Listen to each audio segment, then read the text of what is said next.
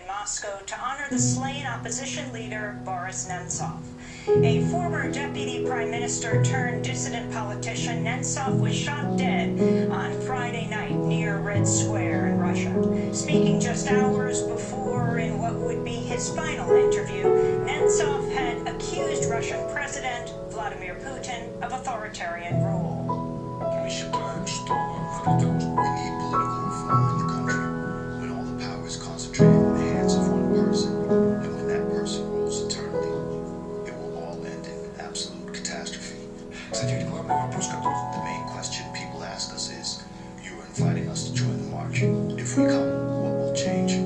I answer, if a lot of people come, something will change. Weeks before his death, Nemtsov reportedly told a Russian news site he feared Putin wanted him dead. Putin has condemned the murder and vowed to find the perpetrators.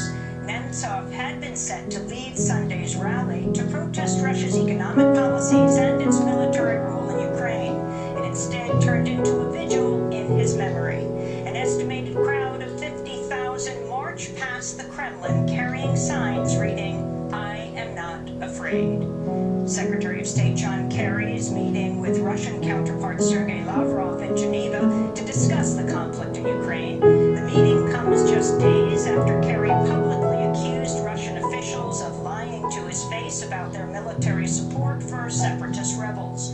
Russia and Ukraine are also holding direct talks in Brussels to resolve a dispute over the delivery of Russian gas. The UN said today the death toll from the nearly year-old conflict has topped 6,000. A recent ceasefire continues to hold after a shaky start.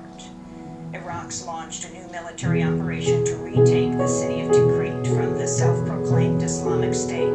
Thousands of Iraqi forces and militia fighters have converged in the city Samarra to strike nearby ISIS strongholds. The U.S. is expected to provide air support as part of its continued bombing campaign. The offensive comes as the Iraqi military prepares for a major U.S.-backed operation to retake Mosul from ISIS in the coming weeks. Opposition groups in Syria have rejected the UN's plan for a temporary ceasefire in the northern city of Aleppo.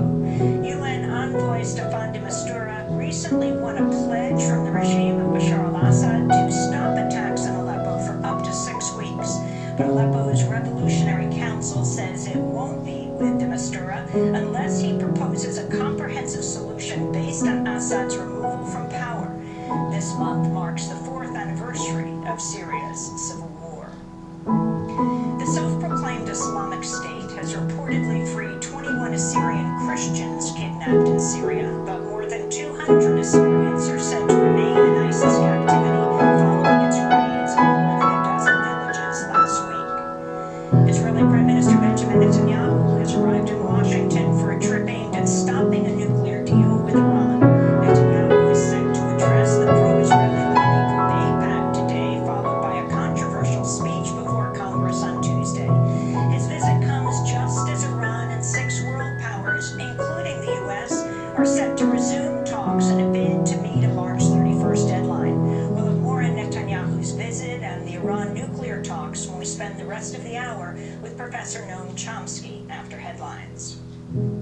Hundreds of people have rallied in the West Bank to mark a pair of anniversaries in the Palestinian struggle against Israeli occupation. On Friday, demonstrators gathered in Hebron to mark the 20th anniversary of the massacre of 29 Palestinian worshippers by U.S.-born settler Baruch Goldstein. Protesters also marched in the village of Bilim to mark the 10th anniversary of the village's campaign against the Israeli separation wall, which carves up the West Bank to divide Palestinian land and annex the major Jewish settlement blocks.